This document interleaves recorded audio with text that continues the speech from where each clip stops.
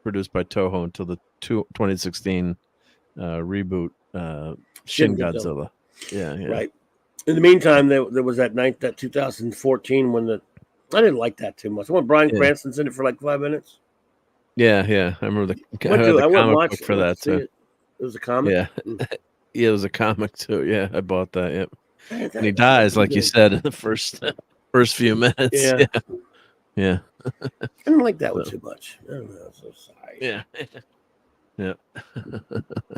But like I said, you might like this one, and I don't. And really the effects are good too, right? Even though it's a $15 million. Brilliant. I think it looks beautiful. Yeah, I think it's really great effects, and it's extremely well made. And has a human story that, even if you don't need one for a Godzilla film, that's there, and it's this guy's story is amazing. I think. Nice, yeah. Well, that's good to hear something that's really good. Yep. I don't know. I'm gonna see if I have a chance to go see it in the movie theater. Matinee day like we do. Yeah, they do. Yeah, just Tuesdays are cheap here. Got to see if anyone wants to go with me, or I could always go by myself. Let me see if you can see for like $5 on Tuesday here, even at night. Yeah, Tuesday. Well, of course, I'm doing Toxic Tuesday, but let's see, Godzilla -1.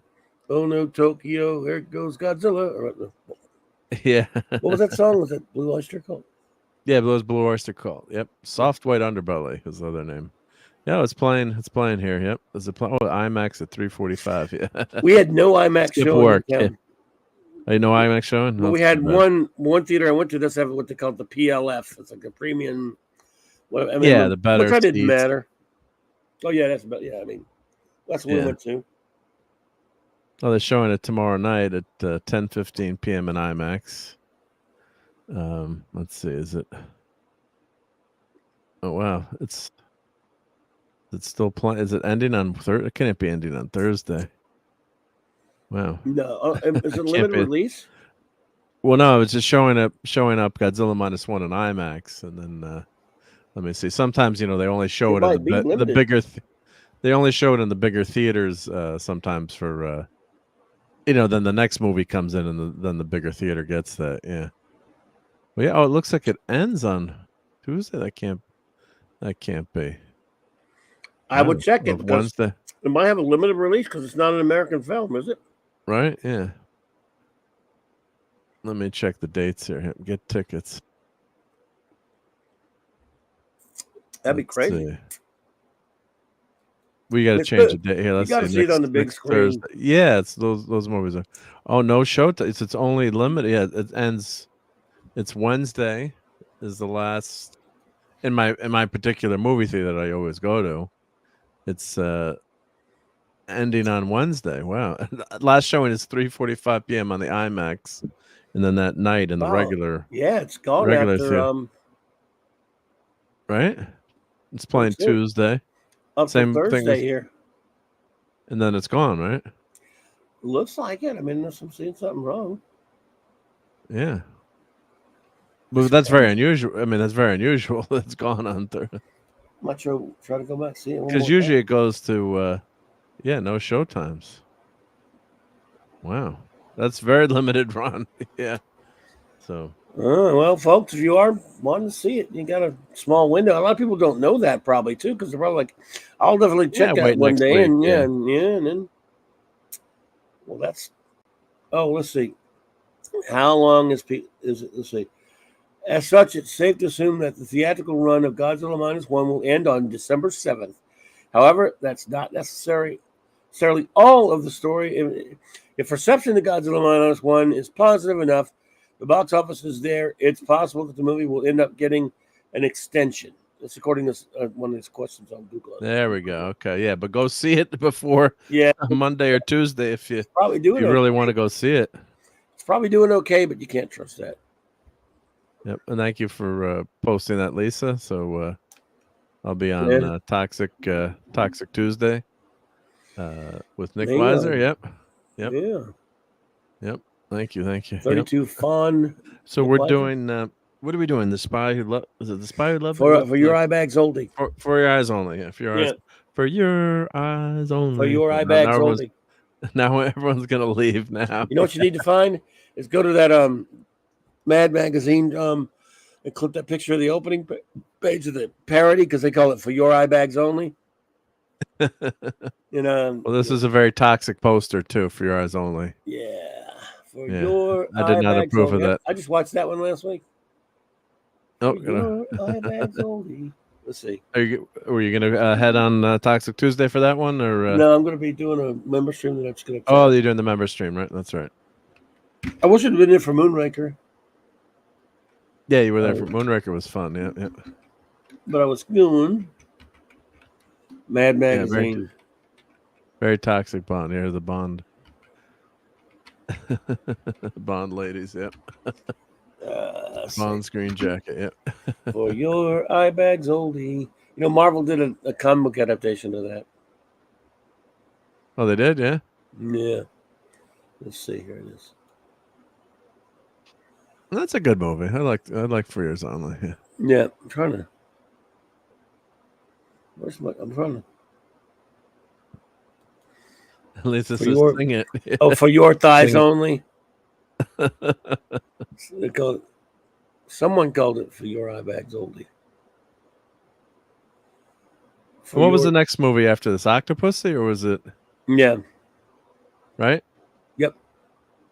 That's a good one too. Yeah. For Your Thighs Only. Yeah. I really liked Octopus. Of course, I went there for my birthday party that year. My mom's famous quote. But I really liked Octopus. That was a fun movie. You know, more is more of the fun comedic Bond. You know, with the sarcastic humor. You know, Connery had a little bit of that, but not as much. They're their own people. Yeah, that was Sheena. Oh, was that Sheena Easton in that one? Yep. Yeah, Sheena Easton. That was a good song. Yeah. For Her Thighs Only, it says. For your eye bags only. For her thighs only. Not her thighs, by the way. Now, I don't know if you want to bring up that controversy about the actress Carol Bouquet. Not sure if I know about that. What happened? See the lady he's with there, the actress for the film, his girl interest in the film. Oh yeah. Those aren't her thighs, by the way. Well, I don't know if it's even worth mentioning. Some have claimed that came out years later. I've heard claims that she was. Well, before that, she was a man. Well, we'll just leave that one there. I never heard that one before. Just West Cagle. Hey, West Cagle. Yep. I didn't say it was true. I know. Yeah. For your eye bags only. For your her thighs only. So the two best James Bond movies on For Your Eyes Only, Sheena Easton. Nobody does it better. That Carly Simon, that's great. Of course, Live and Let Die is my favorite, but those are both fantastic songs. The Adele song, I don't know, got sick of that one, but that was another Adelaide. I know, I always call her Adele, but that was a pretty popular. That was the Skyfall song, which was good too. But yeah, so but those are classic. Those are classic songs. So these are the Bond movies done by Connery. So let's click on this picture here. Let's see if I show that. Don't know. Oh, these are more. These are Roger Moore. Yeah, just Roger Moore. Yeah. So I like this. A nice job by the person. So Live and Let Die. Live and Let Die. Oh. Love that movie. It's one of my favorite Bond movies. Love it. Yeah. I think it's a fantastic movie. Yep. Don. Yeah, he's missed. Yeah. Second, he is. Yep. The man with the golden. Even that was okay. It's okay. It's not great. Yeah. Yeah, but Christopher Lee's pretty cool in it. Yeah, he's cool. So he's always good. It's that one's a little boring, I think, in some sections, which is blasphemy. It doesn't. No. I It's not. Just not as action filled as much as Christopher Lee is good. Doesn't he have 3 nipples in that one? Is that the one? Yes. Yeah. That's the giveaway there. Yes, sir. He does. Yes. It's not a terrible movie, but it's not great. Then Spy Who Loved Me, I thought really Spy Who Loved Me. Notch. Greatness. And they have great gadgets in that ship. Yeah, Spy Who Loved Me. Spy Who Loved Me is greatness. Yeah, so I think this started the upswing on the gadgets, with the Lotus that turns into a submarine. I mean, how good is that? I mean, you can't get any better than that. Yeah. Oh, View to a Kill is a great song too by Duran Duran, of course. Yeah. Yeah, the movie's not so much, but yeah. Yeah. And Paul McCartney, Wings, that's love that song too. Yeah. So we've been blessed with some great Bond themes, and even some of the older ones. Maybe I don't like the songs as much, but they fit the movies. Octopus is one of the few that doesn't have the title of the movie in the song. That's right. Yeah, I guess they couldn't figure that one out. On an all-time high. Yeah. But Live and Let, Spy Who Loved Me, did that submarine ship, and they found that the sub version of that in a storage locker in New Jersey. I was showing that on Toxic Tuesday, and it sold for Elon Musk owns it now. It sold for like $2 million. The guys found it, and they were driving with on the trailer, and people kept honking their horns or saying things to them, and they're like, "You realize what you have there, So who the hell knows how it ended up in a storage locker in New Jersey?" But wow. And of course, Moonraker upped the craziness on the gadgets and Jaws and Dolly's. It had the braces. same story as Spy Who Loved Me. Remember, it was supposed to be For Your Eyes Only after Spy Who Loved Me, but Star Wars came out. They wanted to, they decided, well, let's cash in. Bring Bond to space. Right? But I love it, though. I love the movie. Fun. Yeah, no, the story, is very similar, but world domination. But you said we'll rip off the same story from Spy Who Loved Me, and we'll put it in space. Yeah. And why not? And it worked. I think it did work. And Jaws, as a kid, 1979, I bought right into it. Oh, loved it. Yeah. And Moore is great, and then it's got great lines and great quips. 4 Years Only is, we're going to review it, but excellent too. One of the more toxic Bond posters, but For Her Thoughts Only, yeah. And then are you gonna review Octopus? I really loved Octopussy. I think we're saving the last two for next year. I think we did 1, 2, 3, 4, 5. Yeah, Octopus is really good. Crazy title, but great stuff in Octopussy. And then View to a Kill, he's just way too old in A View to a Kill. It's Octopussy came out almost around the same time as Never Say Never Again did. Right. Yeah. I saw them both in the theater within the span of a couple of weeks, if I remember right, in 1983. And I really at the time, I probably loved Never Say Never Again more, but I did like Octopus. Even though it was good to see Connery. Connery there. Title's so dumb.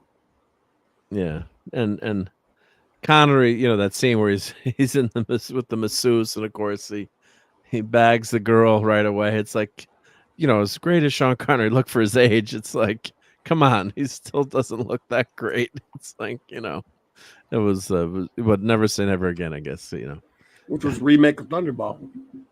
Yeah, because that was that whole convoluted rights history where they had the rights to Blofeld, and I've read about it, Inspector, and there was the guy had the rights to it for years and years and years, and just that story, and finally got resolved in the courts, and then they got to make the movie, and they got Connery to Never come Say back. Never Again, which was based on him saying he would never play James Bond again before he left. And he came before Diamonds Are Forever. He said that, and then he played. He did it again. Then he said, "Now, never again," and then he did it again. He's actually 3 years. He's 3 years younger than Moore, actually, too. Yeah. Never Say Never Again. Never. I like that movie. I know it's a remake of Thunderball, but I liked it. Yeah, no, he's still a lot of fun in it. Yeah, he's great in that. Chair, but he's always great. But he's just that when they're right. betting these ladies when they're that old. Yeah, go ahead. Sorry. Yeah. No, I say when they're betting these ladies when they're that older, it's like, come on, it's we keep clicking on it. Oh, I'm sorry. Go ahead. No, that's okay. No, thanks. That's right. Kershner, director of The Great Empire Strikes Back and RoboCop 2. Yeah.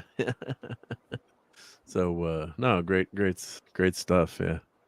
But it's just even when you're a younger kid, maybe you don't notice it, but Connery may have been old by then. But remember, winners go home and bleep the prom queen. Winners go home. Losers do their best. Winners bleep the prom queen. Winners play the country. Yeah, exactly. And View to a Kill was just a mess of a movie. I mean, the song is great. Great You got song, that man. fight on the Golden Bridge. Yeah. He looked old in Your Bag's Oldie. Can you imagine? I mean, man, View to a Kill. He was at 55, 56, 57, whatever. I mean, younger than I am now, by the way, but I'm not playing James Bond. So Yeah. And he looked fantastic for his age. And well, today you've got a lot better training and nutrition and things you can do. And he worked out like crazy for Live and Let Die. You can kind of tell that, it was his first role as Bond. He was demanding. I got a clip where he's talking about the differences between him and Sean Connery, which is really, really interesting. He says Sean Connery's like I'm paraphrasing, like the bull in the china closet, or more the assassin. He's more the charmer, as James Bond, with his sense of humor. And he had to do that too. Templar. Yeah. And he said, why wouldn't I take the role? He's like, thousands of actors have played Hamlet. He's like, I'm not going to turn down, James Bond. So, let me see what age he was in View to a Kill. Let's see here. Let's go back. I think 55-ish. Somewhere up there. Yeah, let's see here. Never say never again. That song. Barbara Carrera. 85. 85 was. Octopus was only 2 years difference. Yeah, so doing it every 2 years. Yeah. He was 85. Wow, he didn't seem 85. I'm just kidding. I know. Yeah, it was 1985. Yeah. So he was born in let's see, Sir Roger Moore, who everyone says was a super nice guy. Yeah. Person. Yep. 27. So 27 minus 85. Who can do that math really fast? Where's Jill? Where's D-Bud? Yeah. 87. No, 85. What did I say? 85 minus 27, which I should be able to do my head. 58. So he's almost a 60-year-old James Bond in that one. Yeah. And when Timothy Dalton was there, I said, Dad, James Bond can run again. Because you're 58, you just can't move around. And today you can be in a lot better shape at 58, I think. And Wes Kegel says he's still partial to Dr. No and Thunderball. Yep. But love him. Yeah. So it's crazy that he played it that old, but people loved Roger Moore as Bond. I mean, I grew up with seeing Roger Moore first as Bond. I don't remember seeing Sean Connery on TV. I don't know how much Bond was on TV, or maybe I did, but that's just the Bond that I remember going to the movie theater to see him. See him as Bond, or my dad would take me, or went for birthday parties. Or when did the Bond movies usually open? Was it summertime usually, or I remember later on it was in the summertime? I think it was summer. Yeah, I mean, wasn't it summer usually? Lately, they've been open in November. The James Bond movies have been open in November, but so let's see. Yeah, Man with the Golden Gun. Sure it was summertime. Yeah. So let's see. So we had Spy Who Loved Me was 77, same year as Star Wars. And then you had Moonraker, he's 1979. No, he's in good shape. I mean, for his age, but he's a much older. He started the series. He's 52 right there, so he looks pretty damn good for 52. I mean, yeah, but he was on Maverick. Yeah, I know he was on Maverick. A lot of people don't even know that. Wow. James Garner. Are you familiar with Maverick? Yep. The gambler, right? Mm-hmm. James Garner, Jack Kelly. But James Garner was in having some contract disputes with the network and doing movies. And so was Jack Kelly, who was the other guy, the other star on Maverick. And then Roger Moore played their cousin, Bo Maverick, for like 16 or something different episodes. Oh, so he just as a A Maverick. Yeah. As a fill-in, right? Yeah. RRTNZ. Yeah, RRTNZ. Hey, I remember there was speculation that Ian Ogilvy, who was in Return of the Saint, will be the next Bond after Roger Moore. So they both played. That's right. Simon Templar, of course. In Return of the Saint didn't last as long, and it was pretty cool. And I like Ian Ogilvy. but I like Roger Moore better as Simon. I mean, I did like Ogilvy. I got a buddy of mine that would get mad at me for that. Yeah. Because he adamantly says that Ian Ogilvy is the best Saint. I know. Simon I can't agree. I haven't watched those in years, but I think it was on after school for a long time on WOR Channel 9. I believe it was WOR Channel 9 and out of New York City. And I used to watch that every day after school. It was good stuff. It was really good stuff. So, yeah, I mean, Roger Moore's the same. I mean, I love my dear friend, but I think The Return of the Saint didn't last as long. And he was good. Ian Ogilvy. It was similar to a Moore type, but I think I like Roger better. Yeah, and it's a lot of times when you originate a role, it's like a lot of people will say, Connery is their best Bond or their favorite Bond, and of course he originated. I love Dalton. Yeah, and Dalton was great. Yeah, I'm one of those. I know it's like me and Michael French just love Timothy Dalton. I mean, I think he's fantastic. I mean, Connery will always be the ultimate Bond to me, but to me, Dalton's right there with him as much as I love Moore. And Living Daylights is one of my very tip-top favorite Bond movies. I love it. And that opening sequence alone. Good, I'm sorry. No. I saw that in Switzerland. I just a memory. We were there. My grandmother had passed away, so I remember we went to Switzerland to help take care of her affairs. Mm-hmm. And I just remember seeing it there. And my dad said they couldn't translate into the French because the Living Daylights has no. I can't remember what they called it in French, but there's some certain slang words that don't mean anything in another language. The Living Daylights. Yeah. How do you translate that to French? So I'm looking it up to see what they called it in the title there, but just doesn't mean the same thing. Like he would say to me, some songs that he liked, Georges Brassens, famous French singers, where he's like famous poems. He's like, but you can't translate the meaning of the lyrics as much as you try to. There's just slang in there that you can't doesn't work because of the nuances of the language. So, but I just remember seeing it there, and there were commercials before the movie. Like, what the hell is going on? Of course, now we have tons of commercials everywhere we go see a movie, but they had commercials for a long time in that movie. Yeah, so before the movie, and I was like, what's going on? Yeah, Miriam Dablo. Yeah, she was very cute. Oh yeah, cute in that movie. Yeah, and then the cello sled scene. Yeah, there was some great stuff in that movie. Yeah, you're gonna talk about the opening of Living Daylights. In my opinion, if you did like a just ranking of the opening, Bond sequences, because I think it was somewhere around the time they always had good opening sequences, I guess, but some of them weren't as exciting as others, and they eventually got to a point where they would do that. They would each one of them would do something extra thrilling for the opening. A Bond doing something, I don't know, it became a thing after a while, maybe like starting with what should we call it? Maybe Spy Who Loved Me or whatever. But that might be the best of the opening sequences. It was so cool. You don't see his face when they're on a training mission.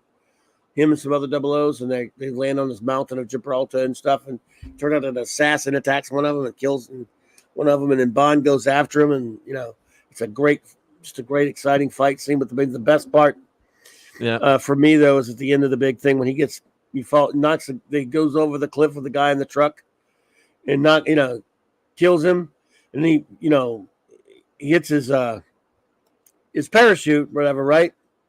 And gets away from him in the nick, time, and as he's landing, you see this. It's a great shot because we don't know this Bond yet, really. And there's this woman this really hot chick on this yacht talking to her friends. Oh, it's so boring here, Margot. All there is tennis pros and playboys. I wish for once I could meet a real man. And he's on top of her thing. He jumps down and he grabs the phone from her and says, she'll call you back. And he goes, headquarters. She goes, "Who are you?" He goes, "Bond, James Bond." He goes, "Pick me up." This is Bond. "Pick me up in 1 hour, whatever." And she goes, "Won't you join me?" And he goes, "Better make that 2." Yeah, Bond's gonna. It's like, after all that crap he just went through, he's gonna get him some. Yeah. What a guy! I love. Yeah. Well, thank you, RTNZ. We got super chat here. The Save the Bond franchise, get Nolan to direct 1 billion easy. Yeah, I hope we get a reoccurrence of going back to You got to get a good Bond though. Yeah. Oh, what can we play? Oh, let's play a Bond clip. Bond. Let's see. Let me find something. Do I have something? I might have to load something up here. Do you have a Bond? I do have. Let's go to the movies tab here. Let me go to. Do I have them under Bond? Let's see. I did just load up. I think of a good Bond one you could clip. Well, I got a bunch already, so let's do. Let's see. I'll tell you what I got. Let's see here. Of course, doing Toxic Tuesday, and you got clips. Got clips. Yep. Let's see here. I got. The opening For Your Eyes Only, by the way, is really good. Oh, yeah. Let's see here. Play a few of these, yep. Yeah, these are fun, yeah. Oh, down. You want loaded down? A bunch of, yeah. I'll just load this all up, yeah. Let's see. While I'm doing this, yeah. I'm giving you really stupid Bond music. I'm just gonna load them all up. There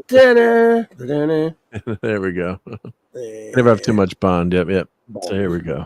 James Bond. Yeah. My name is Bond. James Bond. I shouldn't be running around telling everybody my name, should I? Yeah. Yes, of course.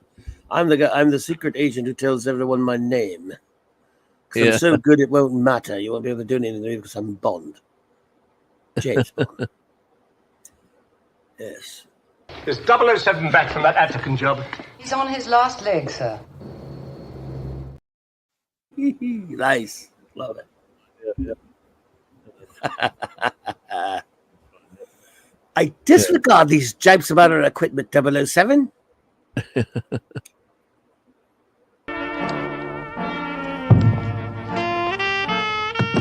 Yeah, I love this. That was such a great gadget with the funeral. There, God, that was so good. Yeah. Grow up, 007. Yep. Skananga. Well, he always did have an inflated opinion of himself. Yeah. For your buyback. I love that. Yeah, because Dalton went away from that, quips and the, no, not really. Like the books. He had a couple of quips. No, but his portrayal was much more serious. I thought. No, one of them was pretty good. Like, remember in Living Daylights when he had a big fight with that guy on the plane, and eventually the guy was like grabbing his boot, and he just used the knife. He cut his own shoelaces so the guy would fall off, clinging to his boot. And he the post said, "What happened?" He got the boot. There was some good ones. Yeah, but. So this is a funny one, yeah. There's no sense in going off half-cocked. I discovered it had a crush on me. And then there was Secret agent? On whose side? On whose side? I love that. I love that guy. Yeah. And he was even funny it was even funnier in the next one. Yeah. It's when they first showed him in Man with a Golden Gun. The first time they show him, and then later we see him later. They had a little bit of a hint of the music from living. It went little faintly. You hear when they see Sheriff was it W.D. Pepper or whatever his name is? Pepper. Yeah. And that guy was from New York. He wasn't a southern accent. Yeah. Clifton James as Sheriff J.W. Pepper. He was awesome. He's been in a lot of stuff. He was in Last Detail, one of my favorite. And this is one of the better Bond clips here too. What's Bond doing? I think he's attempting Moonraker. re-entry, sir. And you're gonna see him for your bags holding. Good night. Good night. Good night. Good Bond. Good night. Good night, sir. Yeah. Oh no, that was Golden Gun. Sorry. But those are just those classic, and thank you RTNZ for that. Much appreciated. Yeah, those are those classic double entendres that I like. You know, the classic. You know, it's a. Yeah, it's it's kind of a dirty joke, but it's a classy double entendre there. So it's that's what I love. And J.W. Pepper, when he's on vacation in the next movie, after which one does he appear in? Man with the Golden Gun, right? Yeah. It's just He hysterical. teamed up with him. That was funny. I love that scene. That was the best thing in that movie. We'll see him pop up. Yeah. We're here to play. Let's play. You for T Justice, basically. Before you for T Justice. Doomsday Machine. Yeah. Let's see here. He's Oh, James here the Chef. What are you? Some kind of doomsday machine, boy? Boy. Yeah. Oh, who's sad? On whose side? Yeah, that's why I clipped them both together. Yeah. I love it. Yeah. Yeah. Oh yeah, it's true. This closing scene of Moonraker. What that was the last time we see Bernard Lee as M. Damn it, yeah. Yeah, unfortunately, yeah. I grew up seeing Moore as Bond. First, it was weird when I saw Connery for the first time, but I grew to like Connery best. Still my favorite Bond. Yeah, Moore's my favorite Bond. But I like Connery. But yeah, like you said, it was a shock to see him first. Because you're used to Roger Moore. That's the first Bond that you saw. So Clifton James does sort of play the same character in Superman 2. Yeah. It is. Yep. Yeah, hippies, get your butts off the road. So this is here too. So Morris started his final Bond film, A View to a Kill, in 1985. He was the oldest actor to have played Bond. He was 45 and lived Live and Let Die, which is his first outing. So he's 45 already. Yeah. 58 when he announced his retirement on December 3rd, having played playing the part for over 12 years.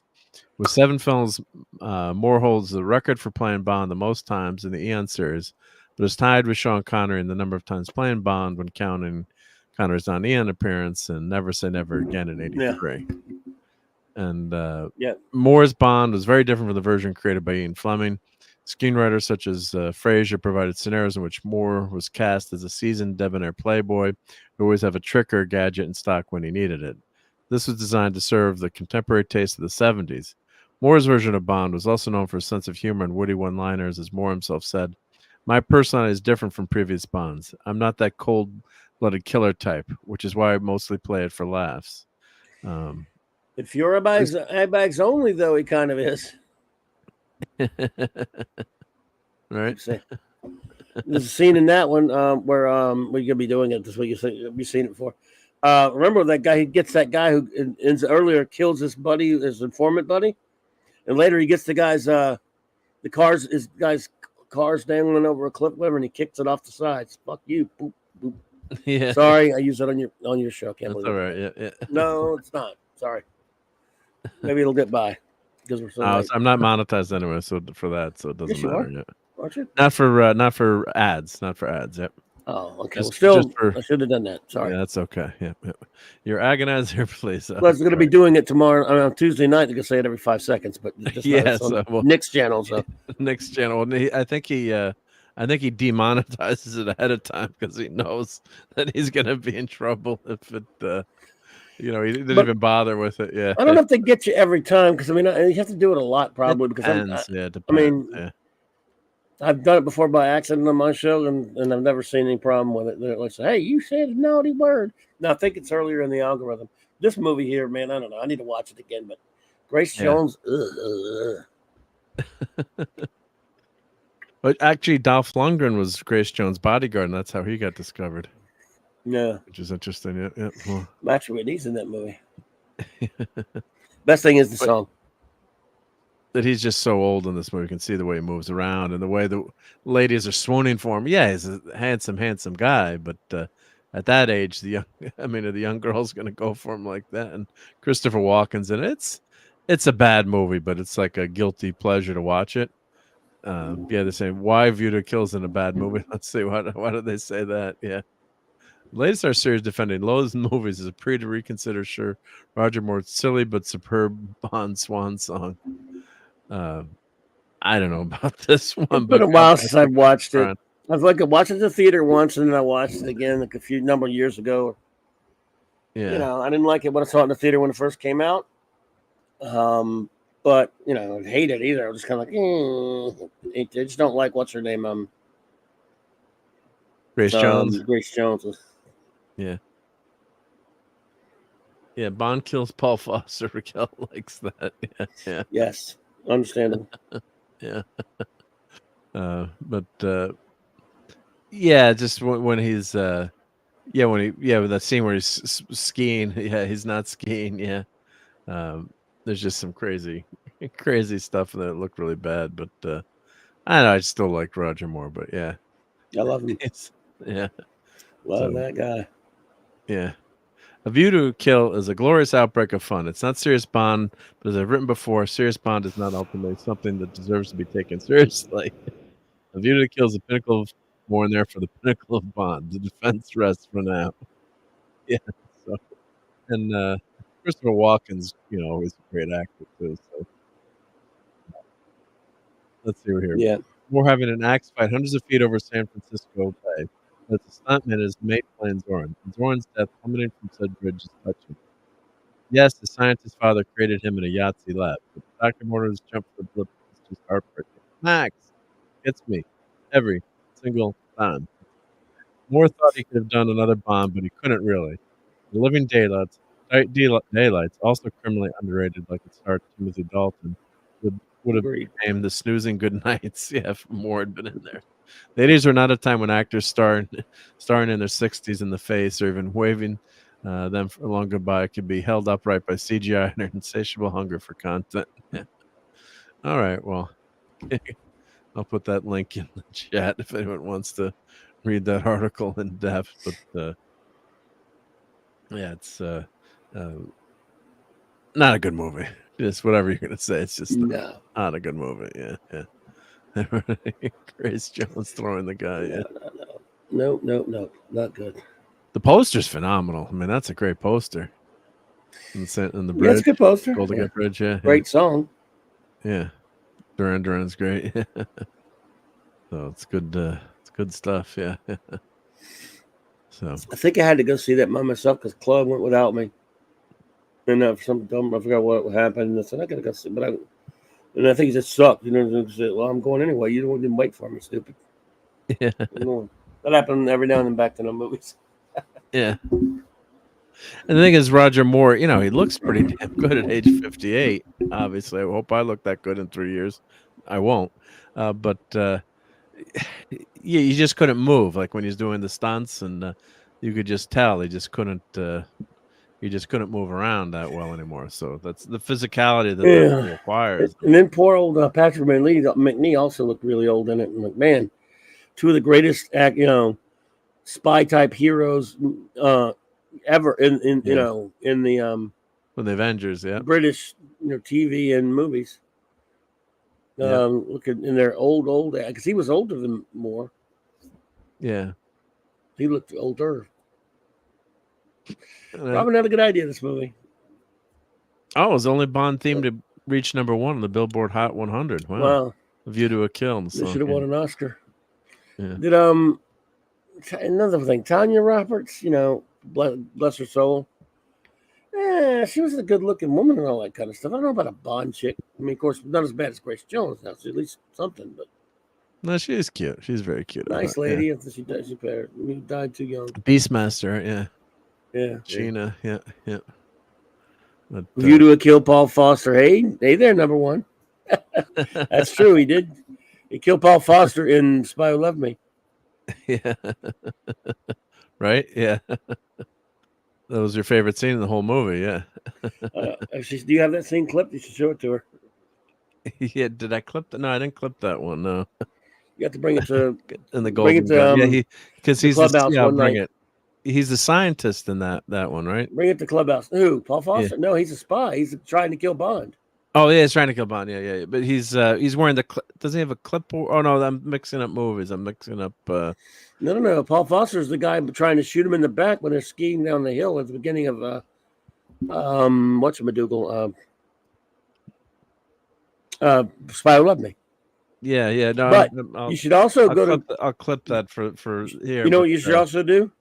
Go to Diamonds Are Forever and clip that scene with Ed Bishop talking to James Bond at that in the airport. Is it the airport or is it in the? It's at that space lab, and he's pretending to be just a guy checking badges and stuff. That's what I mixed up. All right, thank you. Yes, that's Ed Bishop, not Foster. All right, that's what I was trying to remember. So yeah.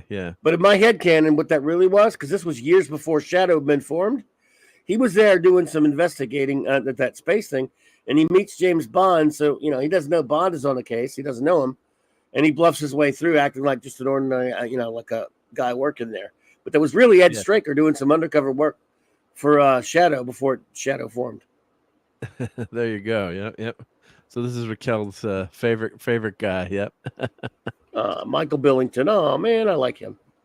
He was great. Yeah. He passed. He died too young, a long time ago now. Wow. Cancer. Yeah. Cancer at age 63. Unfortunately, 2005. Yep. He was screen tested for the role of James Bond more than any other actor, and was said to have been Albert R. Broccoli's first choice had Roger Bourne not been available. See 1981's For Your Eyes Only. Billington did a photo shoot on Her Majesty's Secret Service and met the film's director, Paul Hunt, who was also screen tested for Live and Let Die, Moonraker, and Octopussy. His one Bond screen appearance was in the pre-title sequence of the 1977's The Spy Who Loved Me, playing Agent X's ill-fated lover, Sergei Barsov. His other film credits include Alpha the Great and KGP, The Secret War. Yeah.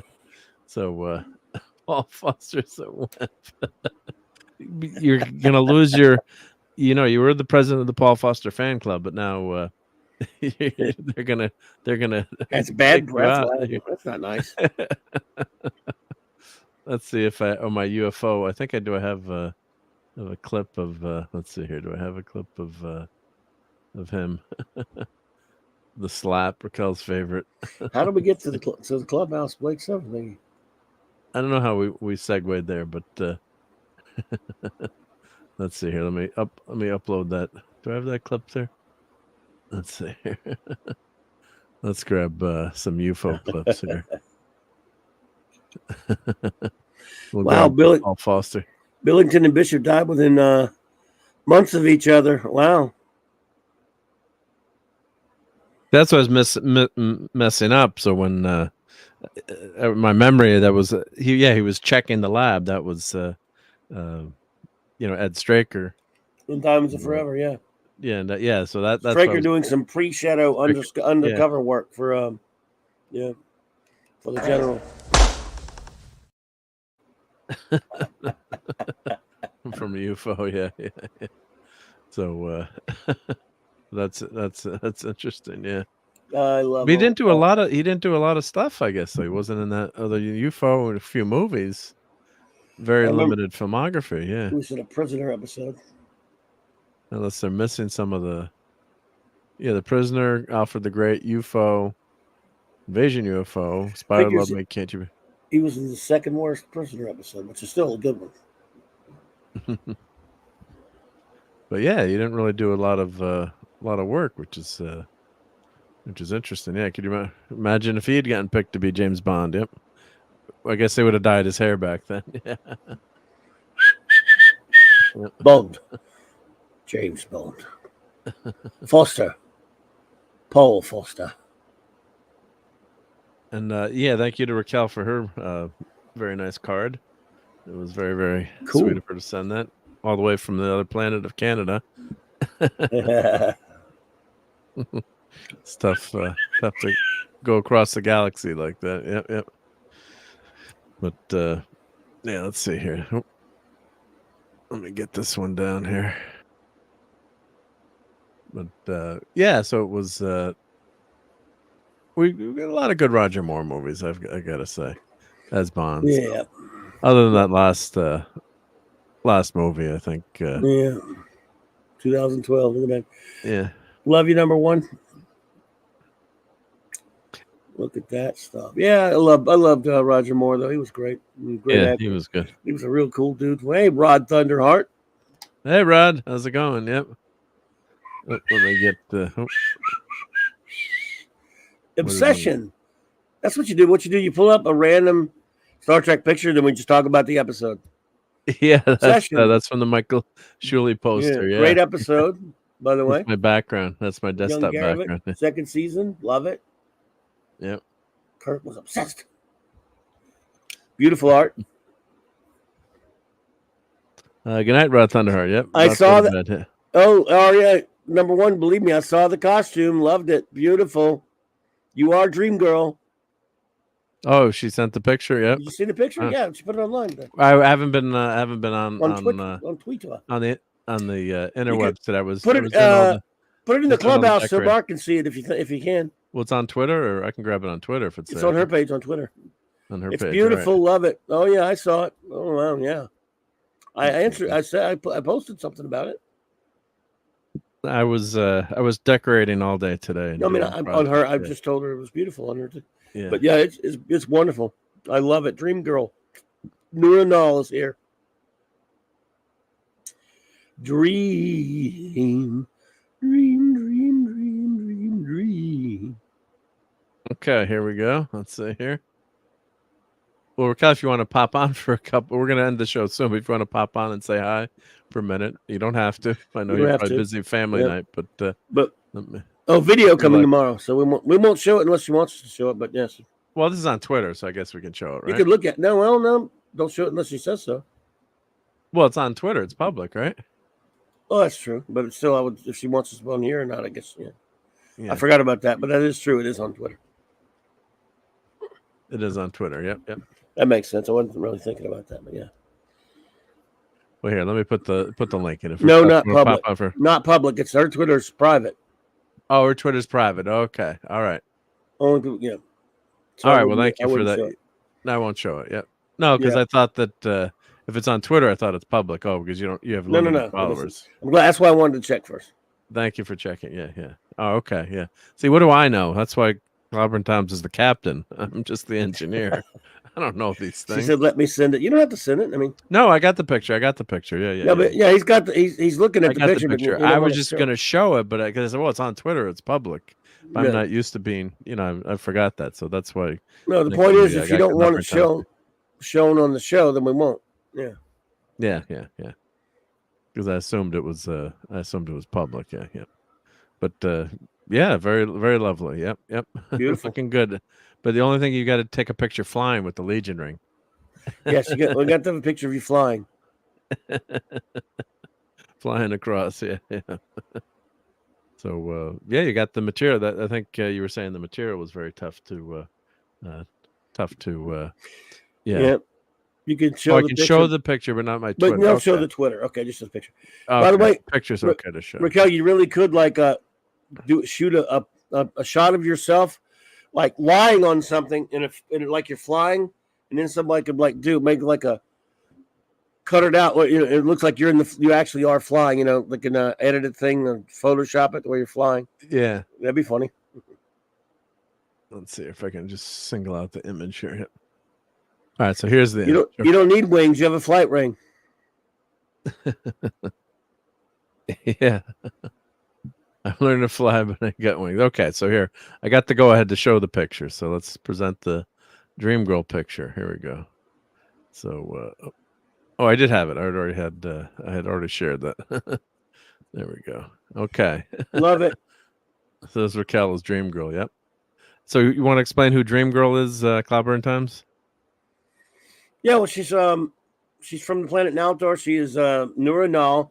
The people on her planet can have dreams about the future. They can see the future in dreams and stuff like that. Plus, she has great. They're technologically extremely advanced. She's a genius in science and stuff, and excellent at combat fighting skills and things like that. And an unbelievable hot babe, of course, which never hurts as well.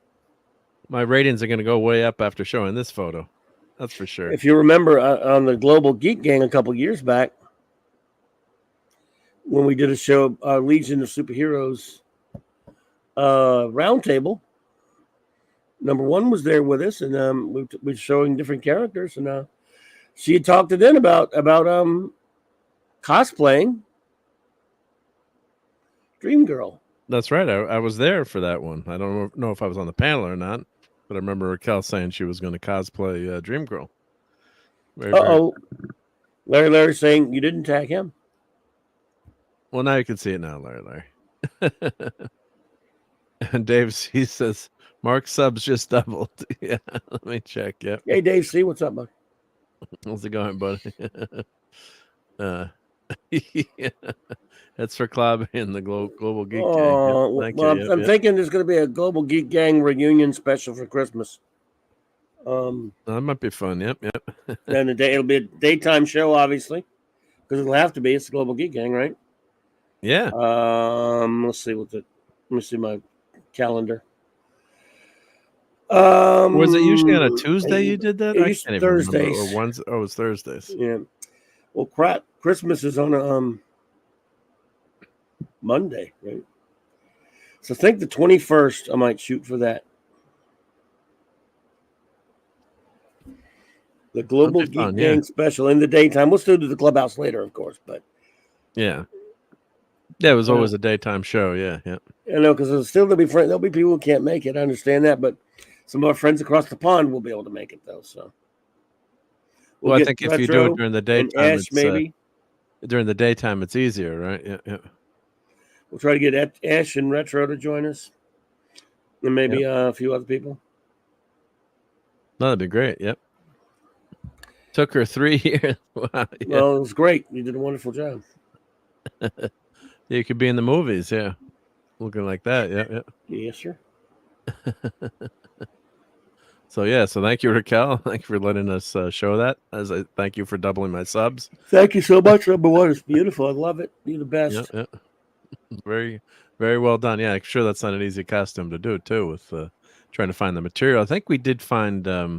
I did find something. Or you wanted to do the UFO cosplay with that kind of silver-like material, and we found it. We did find it on Amazon, but then it was sold out, unfortunately.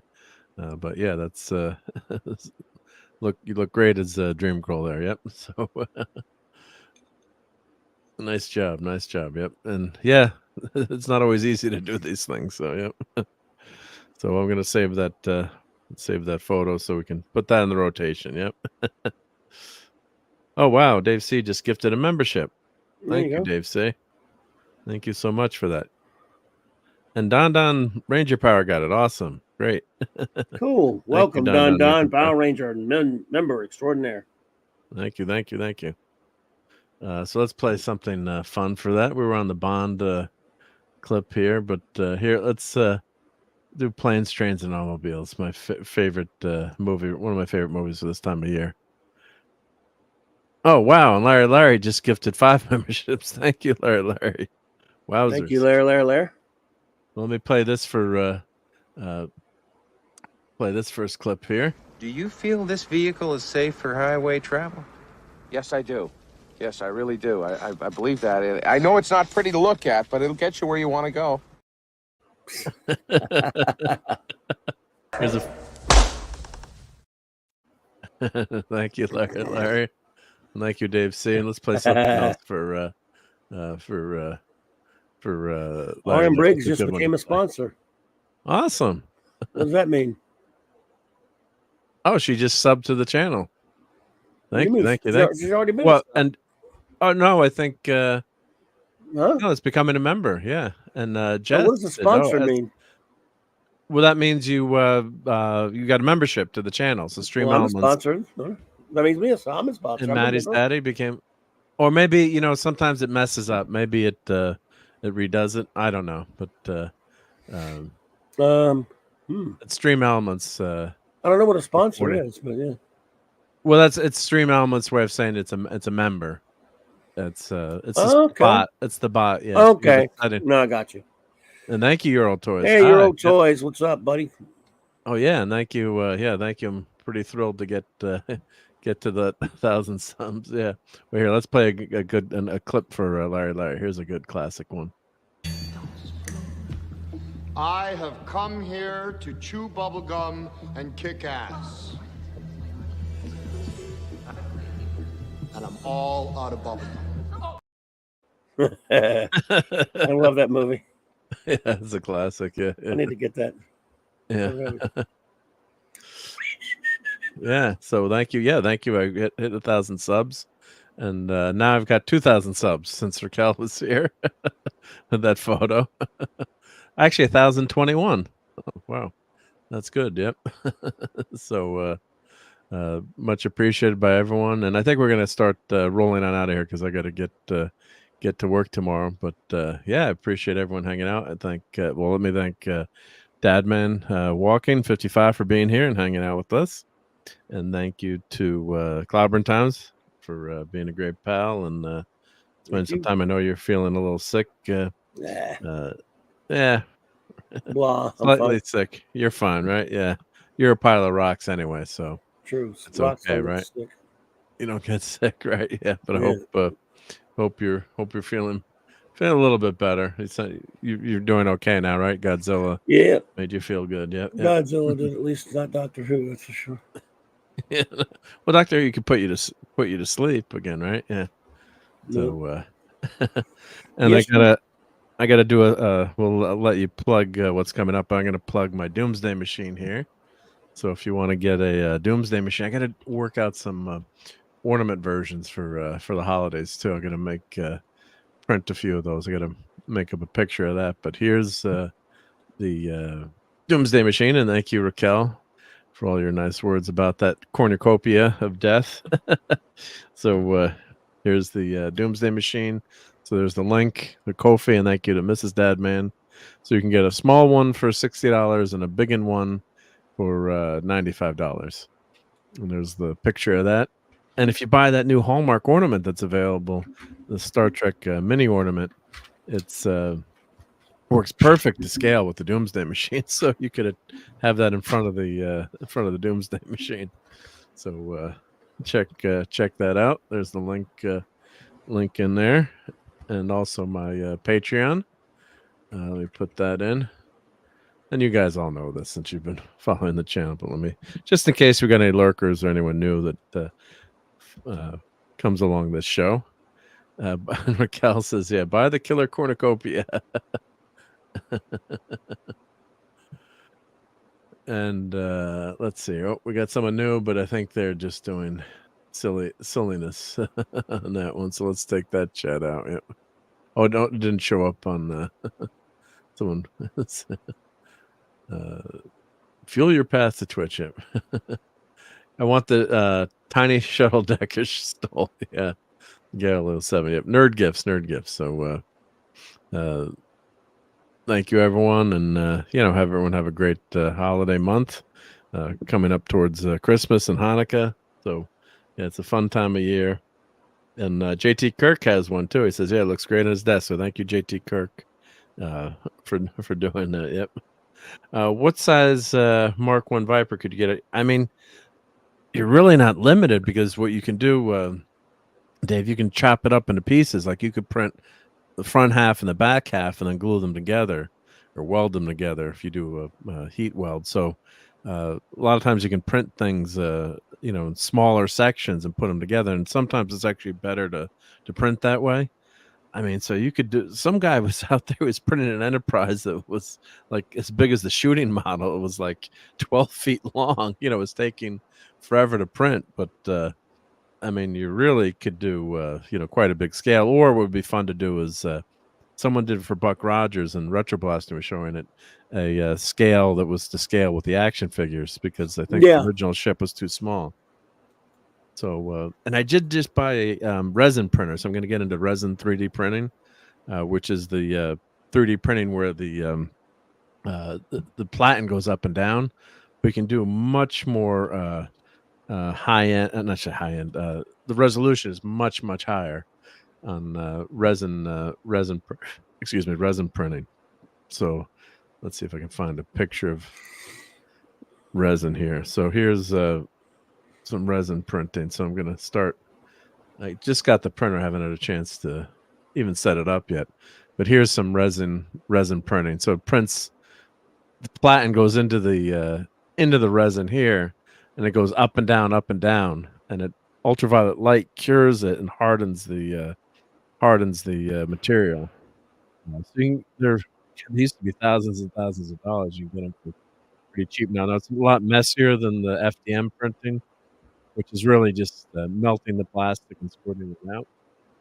And that way, you don't have to deal with any of the UV lights and the curing and the chemicals. And it's not that bad, but like you see how detailed these prints are. So you don't get as many layer lines and prints because it's much finer resolution as you print things. So looking forward to getting started with that. And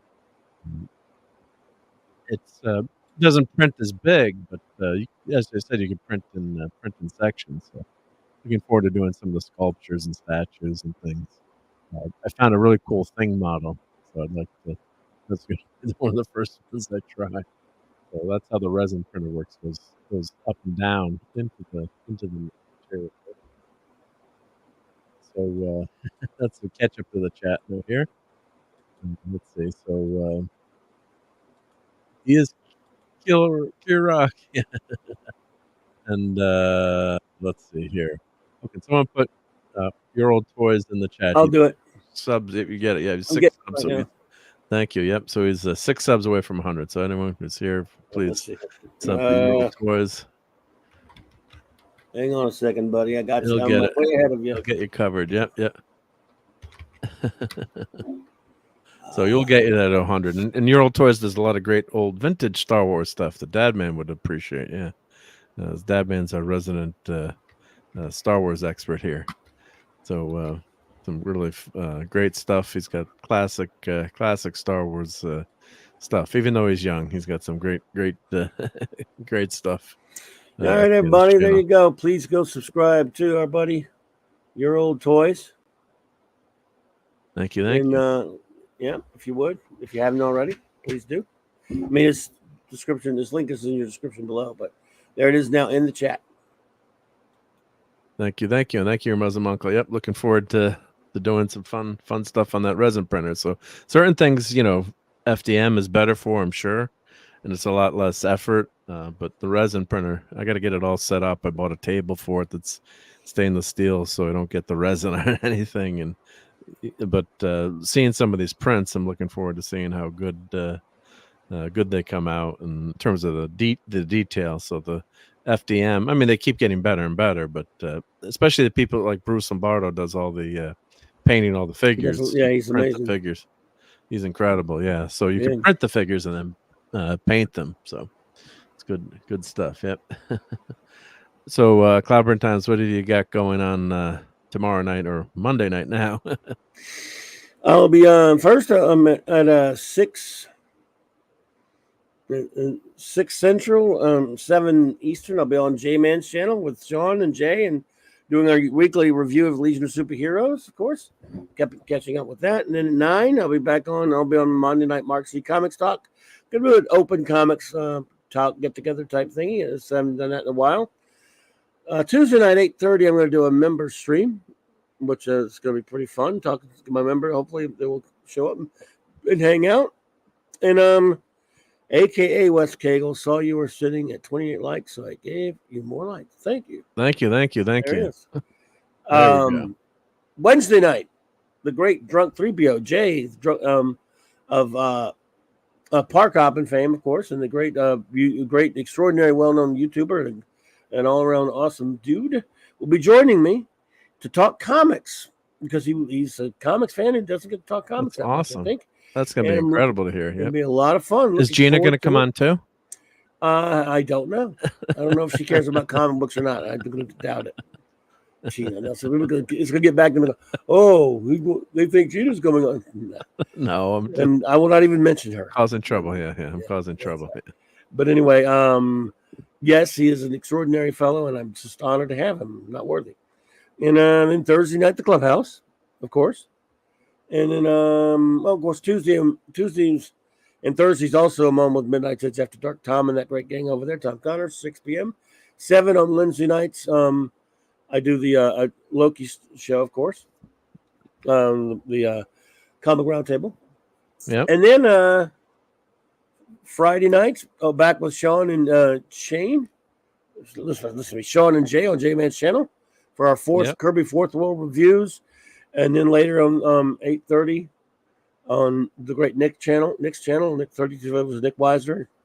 And then Saturday night Star Trek, of course, again. So starting with season 4 next week. So you tell I'm dragging the bottom. I'm barely even functioning right now.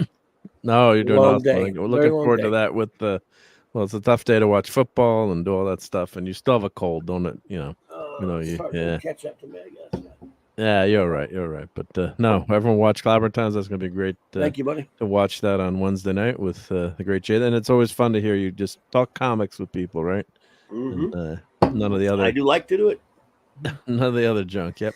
And JT Kirk says he can't wait to see Gina on the show. So yeah.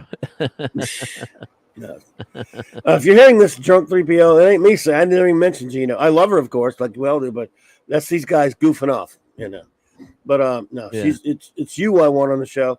Unless she knows anything about comics, then you can, which I don't know. I doubt she's into comics, but I know again. I know Jay is. So, yep. No, we're all fans of her. They're not serious. They're just kidding. Yeah. They're just kidding us in case you are hearing this. And but we all do love her. She's great. Yep. So let me thank my members too that are members of the channel. So thank you to Maddie's Daddy, Gwagnar, Don Ranger Power, Rod Thunderheart, Jess aka SBDG Girl 88, Aaron Briggs, of course, Wes Cagle, Lisa, Princess Fiona, your Muslim uncle, that 70s rock fan, Dave C, Tatsu Sama, Doc Fortune, Jonah Hex, Bubba Doom 1, Joseph Dredd, Claude Salling, Larry, Shooter, Ryan Hepburn, JT Kirk, Alice Wolfen, my partner Clobbering Times, Andy Derivative Jill, it's Courtney, and the great Silver Wrencher, Eric K. So thank you, everyone. I hope that captured all the new members too on that list. So hopefully I didn't miss anyone. And of course, always want to thank my Patreons as well. So of course, we've got on that list Shooter again, Brian Hepburn, RobAltis, and Larry. And I'd also like to thank my super chats tonight. So thank you very much to your Muslim. Oh, that was your Muslim uncle. That was a member chat. Wishing Merry Christmas, Happy Hanukkah, and holidays to all. Thank you to RNT and Zed for his super chat, and thank you Dave C for gifting a membership, and thank you to Larry gifted 5 memberships. So much appreciated. You guys don't have to hang out with us. You could have watched Sports Ball, or you could have watched Doctor Who or Godzilla. But no, in all seriousness, it's always a special time to be able to hang out with my buddies on this channel, and Clobbering Times and Dadman, and I know Steve Mitchum was under the weather, so feel better, Steve. Yes. And Pat S was a little under the weather, and Courtney's couldn't make it here unfortunately tonight, but she sent her regrets. So yeah, it's really nice to have all these people that want to hang out with us and spend a few hours with us, or 3 hours and 14 minutes and 3 seconds. And let's say goodnight to everyone in the chat too. So Gwagnar, Wes Cagle, Don Power Ranger, Larry, your Muslim uncle, Dave C. Of course, Raquel, thank you for stopping by, and thank you for letting us show that awesome Dream Girl cosplay. JT Kirk, the Stream Element Spot, and AK Wes Cagle as well. Thank you. Your old toys, you're gonna get to 100. Let's see, Stuart Mitchell, Dolly Head Braces. Yes. Let's see, who else am I? Let's see, was Claude here tonight? I don't know. Minimus didn't pop in. Minimus tonight. No, Minimus didn't pop in. Rod Thunderheart popped in. Yeah. Let's see who else was. Hopefully, I won't miss anyone. Let's see. We should play that the Jeopardy music. Lemon Pie was here. Yep. Thank you, Lemon Pie, for hanging with us tonight. Lisa, hail to Lisa. I'll see her on Fortnite soon. Let's see, Hungry Boy, of course, the great, awesome Hungry Boy. Thank you for being here, Hungry Boy. hope you went to see. You got to go see Godzilla. Oh, and the Geek and I podcast, and sounds like we're gonna go hang out on his channel. I'm gonna send him an invite here. DJ Ronnie G, Alaska Jeff was here. Let's see, Pleasant Valley Picker was here. Let's see, who else am I missing? Who else am I missing? Clobbering Times. Anyone? I think that's almost it, right? Phantom Outsider was here. Was he? That's it. Yes, he was in the very beginning. Okay. He posted a comment, and then 10 o'clock. But I don't know if we saw Fanty much after that. A little bit after that, we did. Yep. I guess he probably had to run. Yep. I think I got everyone. I think so. Close to everyone. And I said lemon pie. Yeah. So if I missed anyone, I apologize. It's never on purpose. It's just because I have a Garbaggio memory, and especially if someone is here now. Let's see. My memory rubs off on him. Your memory runs off. Yeah.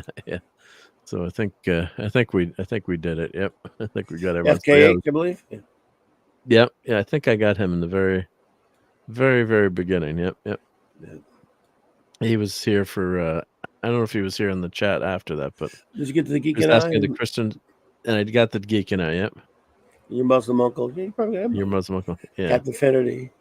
And Zero Toy says, "Yeah, the stream element spot." Yeah, no, don't forget Captain Finity. DJ. Oh, Captain Finity was here. I missed Captain Finity. Hungry Boy. Yes, Hungry Boy. I got. Yep.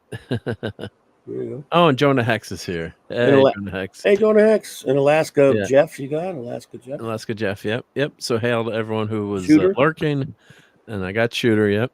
And usually I mess that up, but Red Dress. Yes, Red Dress was here. Yep. Thank you. So I missed that. Yep. No problem. Well, no, sorry about that, Jonah. But you can always rewind on the YouTubes. I know it's more fun hanging out in the chat and being live, but yeah. Yep. Good to see you, Jonah. And now everyone have a great week. I'll be on, of course, Toxic Tuesday on Nick's channel. We're doing next Spy Who Loved Me. Roger, is it Spy Who Loved Me? It's for your eye bags only. For your eyes only. See, for her eyes only. Yeah, God, my memory sometimes. So we're doing that movie. I better make sure I clip the right movie on Toxic Tuesday, 10 p.m. or 9:30 on Nick's channel, and I'll be on, of course, the Clubhouse Thursday night, and we'll do a watch party for Blake 7. The next episode, hopefully that Thursday night as well. Those are having a lot of fun doing that. And of course, I'll looking forward to hanging out with you guys on Saturday Night Star Trek as we start season 4 of Voyager. So that'll be interesting with 7 of 9 on the show now. And of course, we'll be back next week for more Sunday Night Geekery and more decorating and Christmas stuff and holiday stuff too. So I hope you guys all enjoyed seeing those Christmas ornaments tonight. And thank you for hanging out. So till the next Sunday Night Geekery. We'll catch you on Sunday and catch Clobbering Times on Monday night, of course, and also don't that'll be fun to see Jay on Wednesday night, Drunk 3PO. So looking forward to that. So take care, everyone. Have a great week. Be safe, and don't eat too much clam pizza. Good night, everybody. Good night. Yep. Let me put the now if I could find my overlay that I wanted to put up since I'm boomering the outro, right? There we go. All right. Take care, everyone. Be good. Thanks again. Fun storming the castle. It's 106 miles to Chicago. We got a full tank of gas, half a pack of cigarettes. It's dark, and we're wearing sunglasses. Hit it.